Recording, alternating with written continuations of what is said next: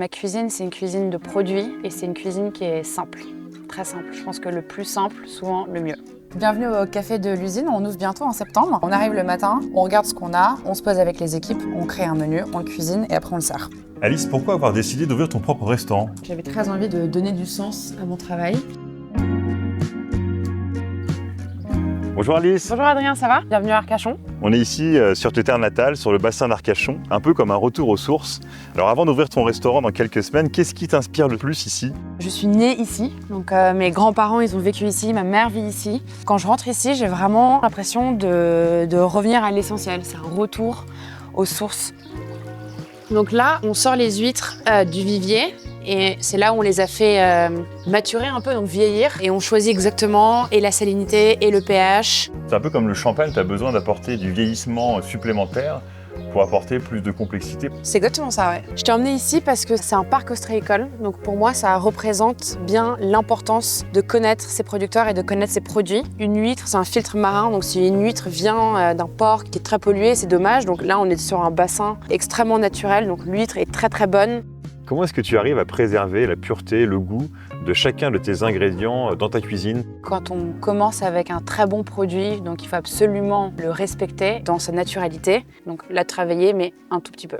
C'est un vrai challenge de donner envie aux gens à Paris de manger des huîtres de la meilleure manière possible. Donc c'est, je pense, le transport de l'ingrédient, essayer de le respecter le plus possible, être un gage de fraîcheur, un gage de qualité.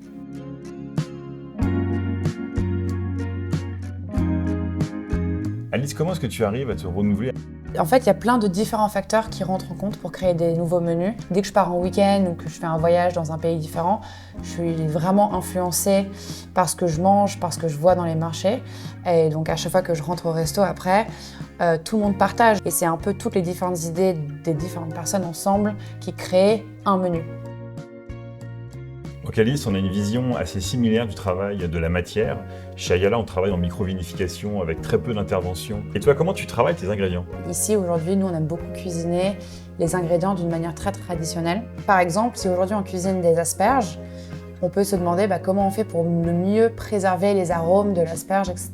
Ça dépend aussi de la sauce. Donc aujourd'hui, si on fait un sabayon en le montant au fouet, on conserve vraiment les arômes de la cuisson, des jaunes d'œufs, du beurre. Donc c'est le moins d'artifice et essayer vraiment de garder le plus possible les saveurs naturelles. Peux-tu nous en dire plus sur le choix de ce lieu? J'ai trouvé cet endroit un peu par hasard et ça s'avère être des anciennes cuisines pour des ouvriers dans des vieilles usines. Et je suis tombée un peu amoureuse du lieu, de l'esprit. À travers une toute petite rénovation et un petit coup de propre, on est en train d'essayer de reprendre ce lieu pour nous. Comment est-ce que tu gères l'ouverture prochaine de ton restaurant? Ça arrive vite? Alors oui, effectivement, ça arrive vite. Il y a plusieurs choses à prendre en compte. Il faut choisir avec quel fournisseur on veut travailler, parler avec eux et commencer à organiser. Donc il faut absolument cibler les clients qu'on va vouloir ramener dans le restaurant et bien s'occuper de la presse et des journaux avec qui on va vouloir dialoguer.